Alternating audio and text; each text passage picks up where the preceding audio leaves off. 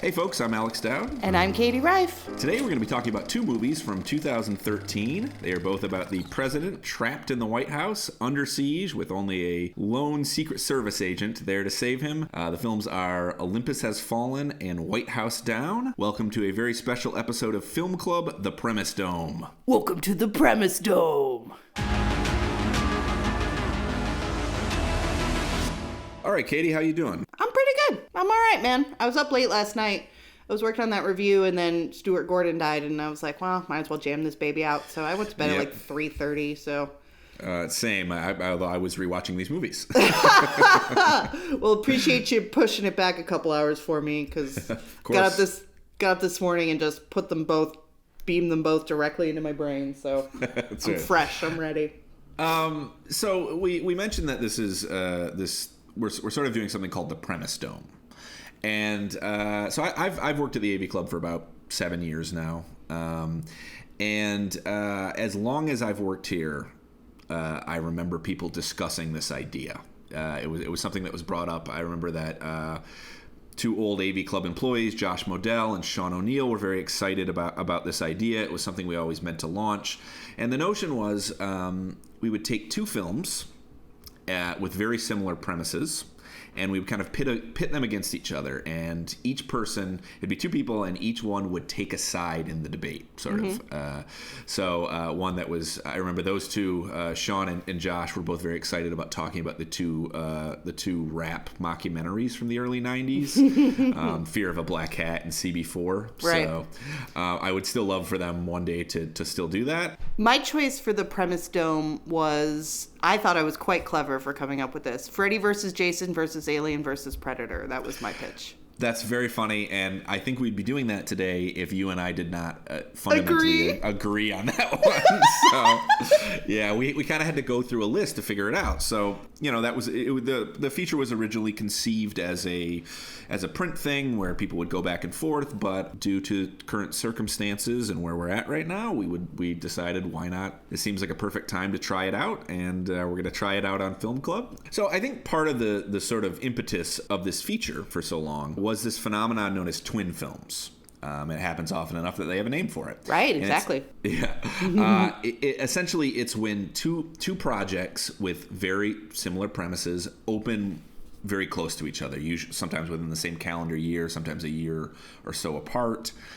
Famous examples include Armageddon and Deep Impact, which opened within, I believe, 2 months of each other. A Bug's Life and Ants, which were about a month apart, back in 1998. Same year, actually, as Armageddon and Deep Impact. And it's just something that happens fairly regularly. You know, the vagaries of studio production. Two projects go into development at the same time. Nobody blinks. We get two versions of the same idea. Yeah, why do you think this is so common? I mean, I always kind of chalked it up to competitiveness amongst Hollywood studios. You know, like they're kind of in a race to rush them out at the same time. That probably occasionally is the reason. I think it actually has more to do, though, with, you know, I mean, studios not having an inside line on each other's projects. You know, Warner Brothers and Sony are both developing something themselves. They're not necessarily, they might not even know about it until these projects are well underway. So if you're developing Olympus Has Fallen, you don't necessarily know for sure at that very early stage that White House Down is something that's happening. Other times I will say, actually I do think this is one case where maybe Olympus Has Fallen might have been in the works and somebody got wind of White House Down and they said, well, I think we can get this out sooner. You know? Yeah. Well, yeah, I mean, you know, it's, I kind of viewed it as part of the same, I suppose, base impulse that leads to the existence of things like The Asylum, things like Mockbusters, things. Yeah. Except that those are very, you know, The Asylum is a company that I'm not sure if they still do straight to. It used to be straight to DVD with them. Right. Now I assume they go to streaming platforms. They're in red boxes, I think. I think if you go to a red box, you can pick up some Asylum releases. I definitely remember there was a sort of golden age of these during the Blockbuster era when you'd go there. I remember when Titanic came out, they had this sort of bootleg Titanic knockoff that was. I actually don't know if that was The Asylum. I assume it wasn't actually, but it's sort of the idea that these small distributors, these small production companies, sort of rush out a cheap knockoff version. Right. But twin films are between two big studios. These are Hollywood productions we're talking about. Or sometimes mini majors. I mean, one that we've talked about for the show is Capote and Infamous, both about Truman Capote. Right. Those came out very close to each other as well. So the two that we are discussing today are both, they have some superficial similarities, I would say. Sure, beyond just their premise. You know, Right. the basic premise, as you said in the intro, is that the White House is under siege and the president needs to be saved, and there's a bad enough dude to save the president who steps forward. And in the case of Olympus Has Fallen, it's Gerard Butler, and in White House Down, it's Channing Tatum. But the characters themselves are pretty similar, too. They're both kind of fuck-ups who need to prove themselves, to get back to the place where they really want to be, or in Tatum's case, to get there in the first place. And they both do so through extreme violence, which is right. an interesting comment on, the American character, perhaps. For sure. I think it's also probably worth noting that both of them are not technically on duty at the White House when the shit hits the fan. This is rugged individualism. That's right. They're basically like freelance helping the president, Contractors, yeah. That's right. Butler's character is Mike Banning. He is a former member of the 75th Ranger Regiment. I'm reading right now, and he has been like the president's personal Secret Service agent for the president, by the way, played by Aaron Eckhart in this film, U.S. President Benjamin Asher. And he has been the president's, sort of on the personal security detail of the president for some time. At the beginning of the film, we see there's this sort of traumatic backstory that happens where they're at Camp David and they're leaving and during a snowstorm, and there's a car accident with some very terrible CGI, I must say. CGI cars, awful. Always awful. Well, to be fair, this is one area where these films are, equal in that the end of White House Down is a pretty terrible CGI car shot in it. So there's a lot of bad CGI in both of them. I would say, I don't want to tease my allegiances here, but I will say that I think that the CGI in Olympus Has Fallen is worse, possibly because the movie cost less money. There's more of it for less money. Yeah. I will give you that. So during this car accident, the First Lady, played by Ashley Judd, who I hope got paid handsomely for her day on set or something, she dies, and it's sort of Banning's fault. Well, in the sense that Banning basically, the president is trying to pull her from the car, and Banning won't let him. He's like, my duty is to protect you. Pulls him out, the car falls. So the two are estranged at the beginning of the movie. It's like best friends who haven't seen each other for a while, basically. They had a falling out. That's right. So he's been sort of reassigned, and when the attack happens on the White House, he's just kind of in the area. He still works in D.C., obviously. At the Treasury Department, I believe. They put him on desk duty. They benched him. That's right, yeah. Which is, for Gerard Butler, is a fate worse than death. Absolutely. That is not a guy who wants to be on a desk, No. He's got to be in action, stabbing people in the skull. Hey, spoilers. Sorry. We'll get to it. So he ends up, he's like a one-man army, and he goes in there and has to try to save the president. So in White House Down, which came out right around the 4th of July, I think 3 months after Olympus Has Fallen was in theaters. Very quick turnover there. Channing Tatum is our main character. He plays John Cale. He's a police officer who is very interested in becoming a Secret Service agent. Right. He's sort of your classic movie, like cool guy who plays by his own rules, except in this film it hasn't worked out very well for him. He's kind of had a history of, as I think as he said earlier, fucking up, insubordination and so on. Right. Yeah. He's also a military veteran, just like Butler's character, which is I feel like kind of the go-to explanation for why a character is a badass generally in American action movies. For men, for sure. For women, it's usually something else, but for men, it's military. Although in The Hunt, she was a military veteran. That's true. That was a nice detail in that. Yeah. At least they gave us some explanation Something. for why. Yeah. But, perhaps it's we're reaching equity there.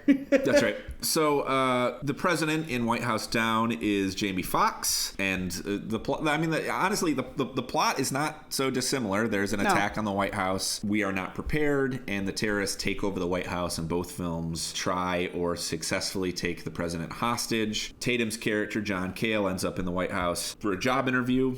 He wants to be part of the Secret Service, and he's there with his daughter, who is like a politics buff, played by Joey King. A young Joey King, yeah. Yep, that's right. And so he sort of has to... That's another element these two films share, is there are children in peril. In Olympus Has Fallen, it's the president's son. In this film, it's our hero's daughter. Yeah, I feel like White House Down is a lot more Spielbergian about its children in peril, whereas Olympus Has Fallen, it is something of an afterthought. I would agree. Yeah, it is sort of it's kind of a subplot in Olympus Has Fallen. Actually, honestly, afterthought is the right word. It's definitely like a footnote on that movie.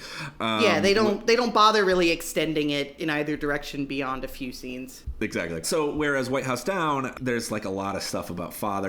There's this moment in the film where where Tatum and Fox are sort of hiding underground from the terrorists, and they're just talking about being dads.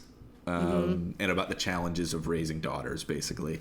Right. A kind of sweet little moment, I have to say. Well, I'm teasing my allegiances again here. So. Well, Channing Tatum's character is a dad guy. He's a dad. He really wants to be a good dad. Whereas Gerard Butler's character, he's a wife guy. He's all about my wife. and he's got the classic 90s style woman on the other end of the phone, worried about him the whole movie. He doesn't have any children himself, but his wife is very important. One of the few character details in Olympus Has Fallen is a sort of running joke about how you need to listen carefully to women when they talk or else they'll get mad at you. Which, I mean, I don't disagree with, but the way they play it is a little well, it's definitely one of those things where they're like giving guys a life hack or something, where they're just like, fellas, listen to the wife. You're going to be in trouble if you don't. Happy wife, am I right, fellas? That's totally what it is. Yeah. So we have a dad guy and a wife guy. Yep. Both films have these kind of large ensemble casts. You have various other political figures in the orbit of these characters. In Olympus Has Fallen, there's Morgan Freeman, who plays the Speaker of the House. You have Angela Bassett. She's the Secret Service director. Robert Forrester is the U.S. Army general. I feel like I could just name stars and the various roles in the government they play for these. Yeah, they both have pretty star-studded casts, honestly. They do, and pretty good casts on a whole. In White House Down, you're looking at Maggie Gyllenhaal. Jason Clarke is one of the bad guys in the film. He's an ex-Delta Force and CIA operative. Richard Jenkins plays the Speaker of the House. You got James Woods. Speaking of which, I should say that both of these films are really good examples of what Ebert used to call the law of economy of characters. When Ebert was alive, he had a number of sort of laws or principles that he picked up over the years watching movies. And this one basically stated that if a notable actor or a name actor, a very recognizable actor, is in what appears to be a small role in the film, there is a very good chance that the role will actually be way more significant than that. It often applied to villains in films, characters who, I remember the Clint Eastwood movie Bloodwork, Jeff Daniels shows up and he's just Eastwood's neighbor in that. He's in the houseboat next door. And, I mean, if you know anything about movies and if you know this particular principle of Ebert's, you're like, well, of course he's the villain. Sorry, spoiler alert for Bloodwork, but... That's okay. It's a 20-year-old movie at least. Yes, so exactly. we're okay. I mean, we're spoiling White House Down and Olympus Has Fallen here, technically, so... Totally. No big deal. So... There are characters in both of these films where they're played by kind of recognizable actors, one might say. And when the revelation comes that that they are in fact working with the bad guys, I was not surprised. Are you referring, the first thing that popped into my mind is Jason Clarke's appearance at the beginning of White House Down as an AV technician who's fixing the White House theater sound system. That's one. I'm actually not referring to that, although that, I think the minute you see Jason Clarke, you're like, oh yeah, he's the bad guy, you know? Exactly. But, again, spoilers if you've not seen these films, and I would encourage you maybe to watch them before listening, or if you don't care, because we're talking about Olympus Has Fallen and White House Down. Proceed. Yeah, I mean, listen, like, we have our opinions and our affections here, but we're not exactly talking about, we're not comparing Kurosawa masterpieces here. Like, it's okay. That's very true. So in White House Down, it's James Woods. Yep. And he's sort of head of the Secret Service in the film, and it's revealed sort of at the end of the first act that he is, in fact, he's the real bad guy. He has orchestrated this whole thing from the inside. He had a son who died overseas, and sort of his motives are sort of revenge, but also more of a it's this patriotic thing. Who in Olympus Has Fallen? Dylan McDermott? Yeah, it's Dylan McDermott in Olympus Has Fallen. So he shows up. He's just another Secret Service agent. And the minute that he showed up and the minute that we're seeing him with the president later on, I was like, oh yeah, he's totally in on this too, so. I mean, I'm laughing because, do we want to get into our allegiances here? I think we should. Talk about it. So, I prefer Olympus Has Fallen because this movie, it's so serious. Oh my God, it takes itself so seriously. But it does so in this really, exaggerated, chest-beating, silverback gorilla macho way that I cannot help but find hilarious. I think it's funnier than the movie that's actually trying to be funny. Right, because White House Down has a lot more jokes in it. For sure. It's a Channing Tatum vehicle. Totally. There's a lot more comedy in it. It's much quippier. Olympus Has Fallen is very serious. Well, Olympus Has Fallen ends up being quippy. There's certain parts, there's one part where one of the characters, she's a member of the cabinet, and she's being dragged away, by her hair by the terrorists, and they're about to go kill her, and she starts reciting the Pledge of Allegiance really loudly. And I don't think that's supposed to be a joke, but it comes off very funny. So you're saying there's a lot more good and unintentional humor in Olympus Has Fallen. Exactly. There is a lot of quippy lines, at one point Aaron Eckhart says to, it's Melissa Leo actually, and he says to her, oh, rough day, huh? Because they both have been kidnapped by the terrorists. And she goes, could be worse. How's my hair? And they play completely straight, but that is quippy dialogue. Yeah, for sure. You're right. I think that it's not that Olympus Has Fallen does not have a sense of humor. I think it's just a slightly more leaden sense of humor. Yes, it's very invested in its own sort of mythology. And it's sort of, just looking at the two main characters, I think tells you a lot about the two different films' approaches to the same material. Channing Tatum is an actor who, he's a big buff muscly guy, but he has a good sense of humor about that and about his public image, and that can't help but bleed through into all of his roles, including this one in White House Down. Whereas Gerard Butler he takes himself as a hyper macho action star very seriously. And so I think that the casting kind of gives you a clue as to the way these two films see their own material. For sure. That's a good point. I do think the casting is a big part of this. And so I'll spill the beans. I'm team White House Down. Mm-hmm. And I think part of it comes down to, I want to talk about the fact that both of these movies are essentially Die Hard in the White House. Right? Right. Single character sort of fighting terrorists, trying to get hostages out of the building. They all follow the Die Hard mold. And I think in another sense, they're both kind of throwbacks to the 90s. One of the interesting things is I think that there's actually quite a lot of... So Olympus Has Fallen is directed by Antoine Fuqua, who made Training Day and several movies that are not as well received as Training Day. That's a really nice way to put it. Yeah. And White House Down is directed by Roland Emmerich, who made Independence Day, the 1998 Godzilla. He's made several disaster movies. Mm-hmm. But in a lot of respects, I do kind of feel like you can see Emmerich's influence on Olympus Has Fallen, too. Yeah, they're both the same. I think your 90s comparison is spot on because there is, something there is a certain tonal difference between action movies of the 80s and 90s, and this is more of a throwback to the 90s style, which the best way I can think of to explain the difference in my mind is that it's one of scale. That 90s action movies are all big, big, big, big, big. Yeah. And both of these movies are bombastic in that particular way. Yeah, and they're both kind of bloated, too, I think, honestly. They're both too long. For me, White House Down goes faster, even though I think it's a little longer.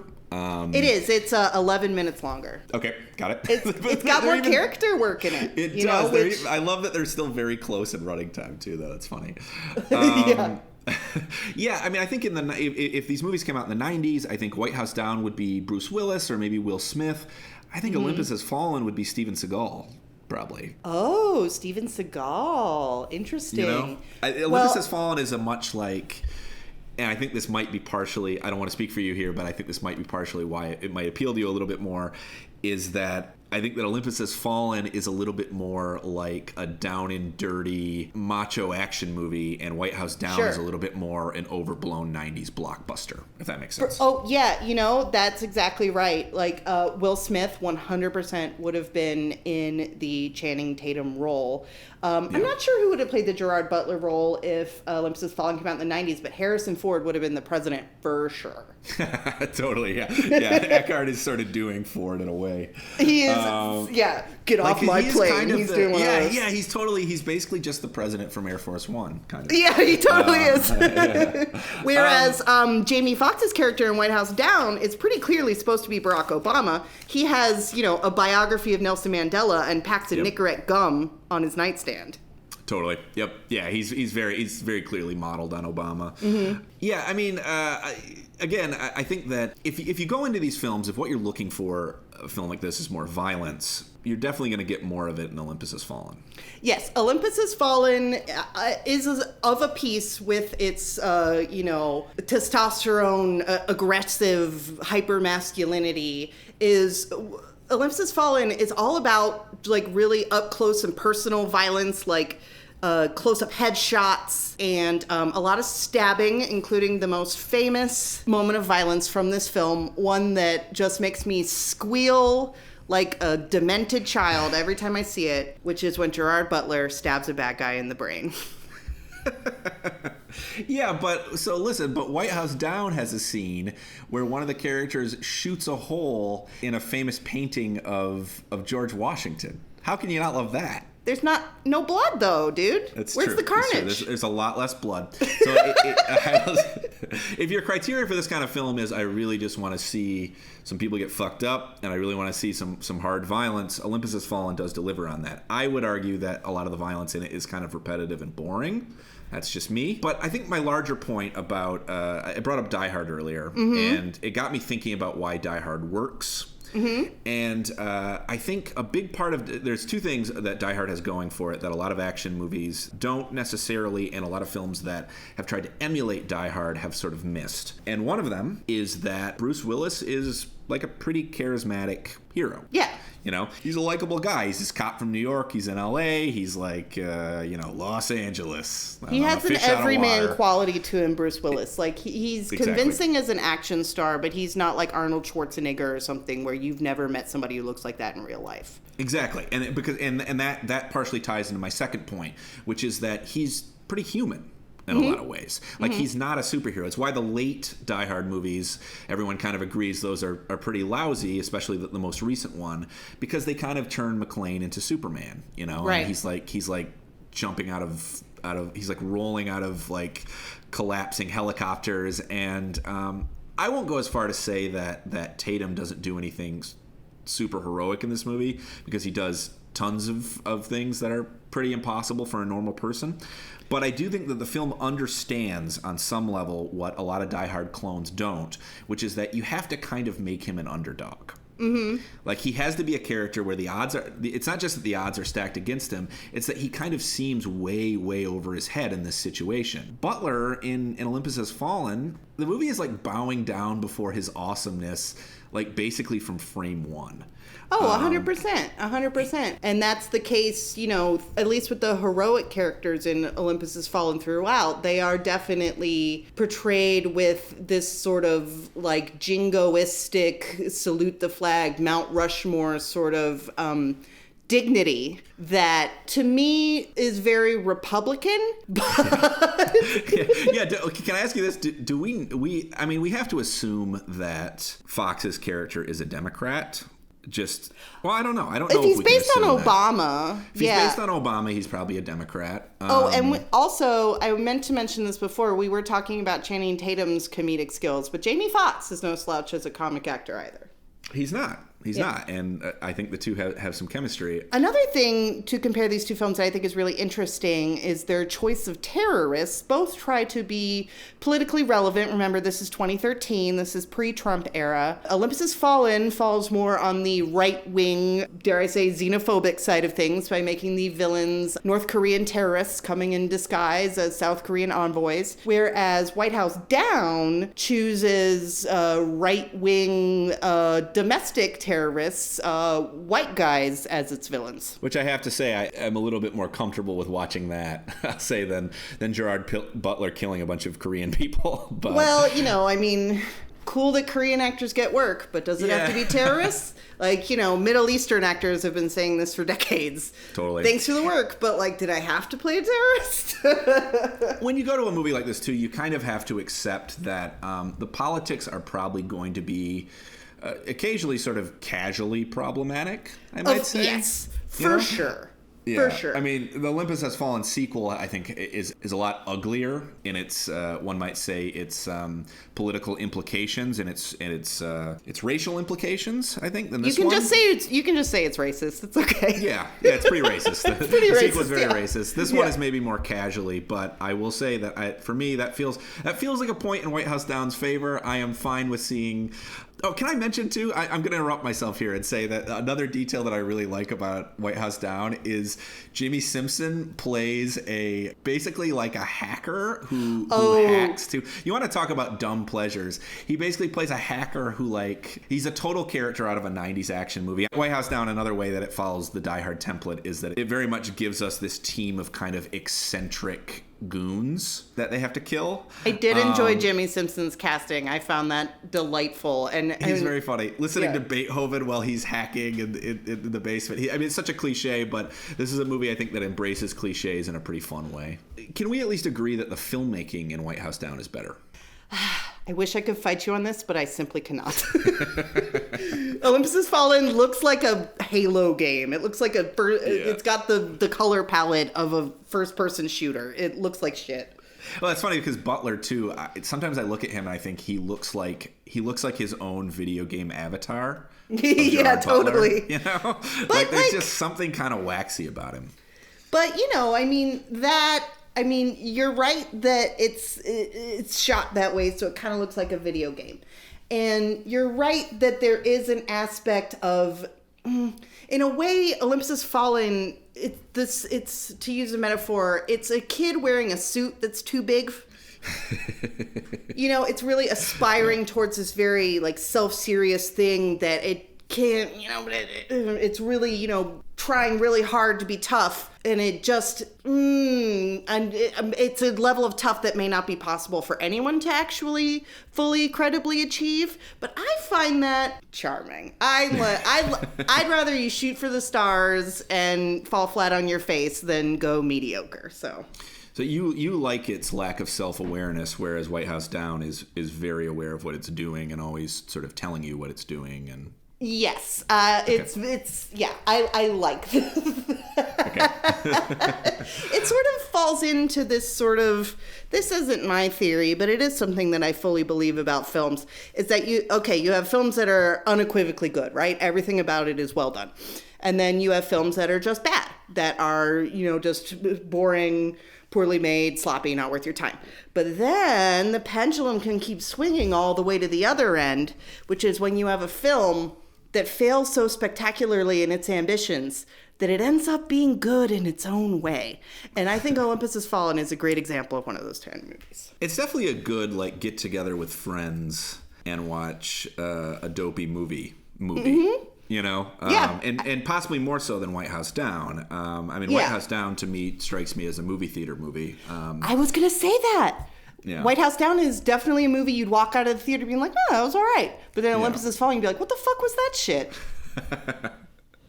I think partially for me it might come down to where my nostalgia, like what I'm more nostalgic for. Mm-hmm. And we both grew up in the 90s. I was never, even as a kid, was I ever like, it wasn't like Roland Emmerich movies were ever my bread and butter necessarily. Yeah, but they were in the air then, man. Like it was just in the air. And I saw Independence Day that summer. I probably saw it opening weekend. You know, everybody did. It was huge. I remember when that Super Bowl trailer aired, and it's just that shot, the most famous shot in Emmerich's whole career, which is the White House blowing up.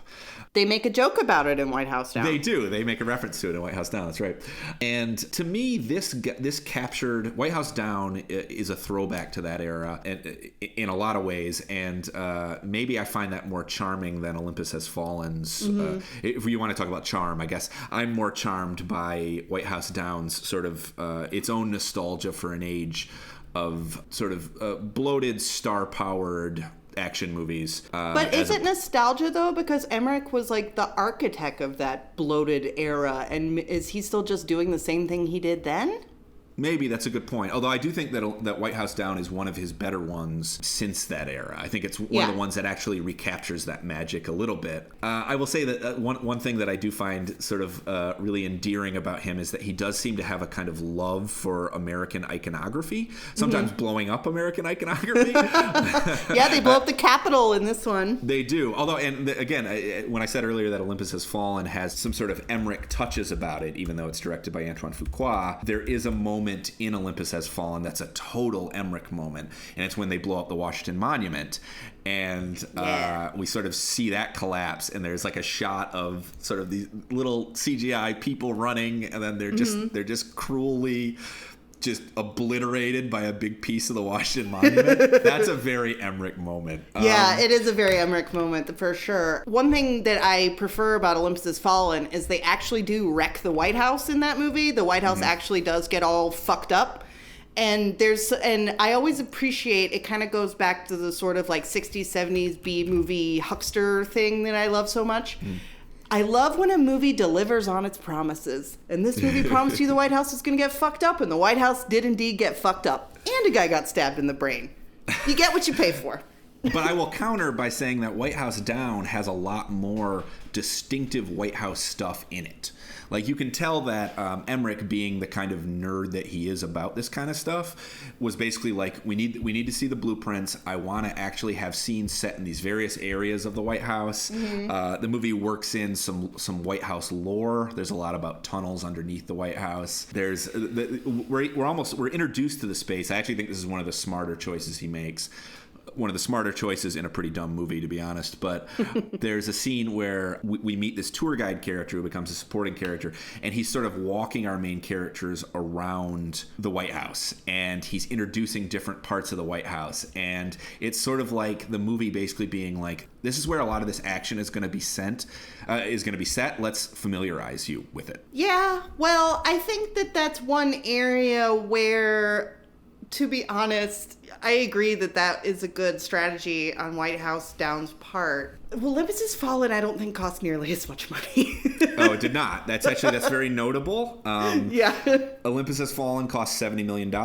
White House Down cost twice that. It was $150 million. And they're thought of as the sort of the conventional wisdom is that Olympus Has Fallen was the bigger hit, and I think that's true if you look at the budget in terms of the return on investment. Return on investment, exactly, which is why we've gotten, because they both made about the same amount worldwide. Olympus Has Fallen made $179 million. White House Down made $205 million, just a hair more. But again, White House Down cost $150. That's not a good return on investment. Right. Olympus Has Fallen has obviously inspired a whole franchise. 3 of them now. There's London Has Fallen and Angel Has Fallen. And which, side note, if I can make a side note, if you have not read our comrade in criticism, Ignatiy Vishnevetsky's reviews of London Has Fallen and Angel Has Fallen, I highly recommend them. They're very funny. There's some very sharp criticism about those films. Yeah, he's perfectly suited to break down, sort of a big, dumb, bombastic action movie like that, which... Totally. I'll defend Olympus Has Fallen simply because, for all the reasons that I've stated, but I will not defend London or Angel Has Fallen. Although, by Hollywood math, I will say, Olympus Has Fallen is the winner simply because it inspired 2 sequels, and White House Down didn't.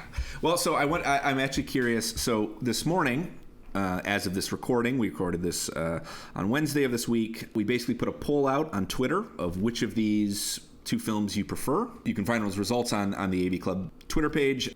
Currently, as of this recording, we have received 296 votes.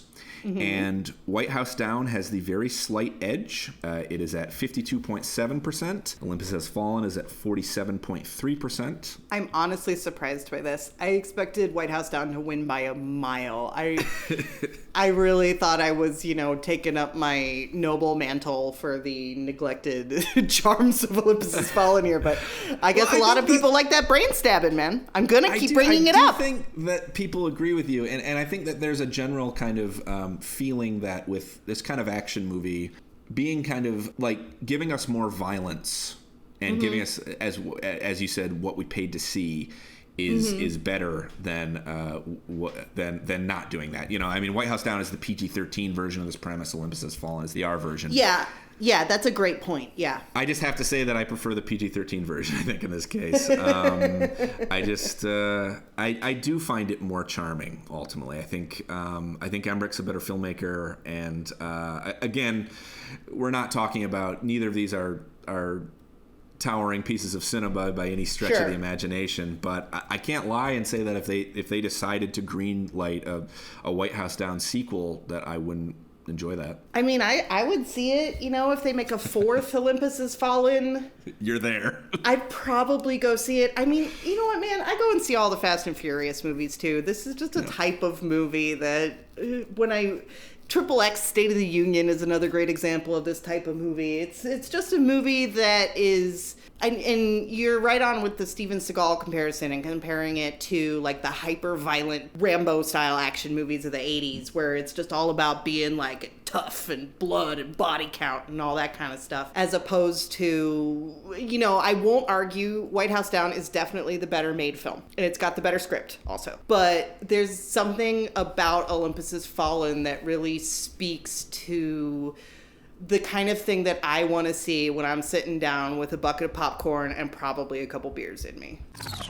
Well, okay, folks. Thank you for listening today. That was our inaugural sort of pilot edition of the Premise Dome, something that we may try out again on this show, or we might try a print version in the future. We'll see. Let us know if you liked it, I guess. We'll have to find some more movies we disagree on, Dowd. That's true. We're going to have to find some twin films that we fall on opposite sides of the divide. Yeah, that's right.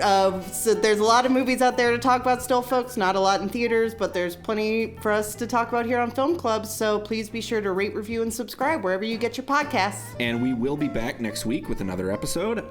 Next week, we are going to be talking about CinemaScore. That is the agency that polls viewers coming out of new releases. Obviously, they will not be doing any polling for a little while, at least, because there are no theaters opening. But we're going to talk about that and about the films that have earned the notorious F from CinemaScore. Not always bad films. Indeed. We will discuss that next week, but I would say they often are not. Yes. More on that next week. Yep. Thanks for listening, guys. Thanks. Bye.